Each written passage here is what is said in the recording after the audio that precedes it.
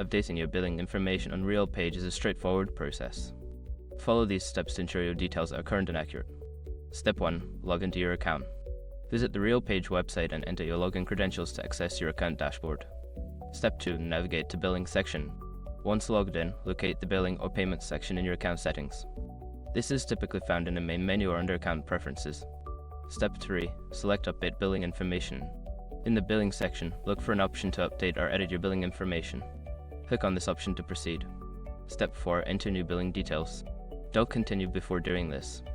A lot of online accounts end up exposed in breaches without people even realizing it. Use iStruct to constantly monitor your email and accounts and get alerted immediately if your information gets leaked online. It scans billions of breached records 24/7 in the background. And honestly, for a few dollars a month, it's something everybody should probably have. Link in the description. Step 5. Save changes. After entering your new billing information, make sure to save the changes.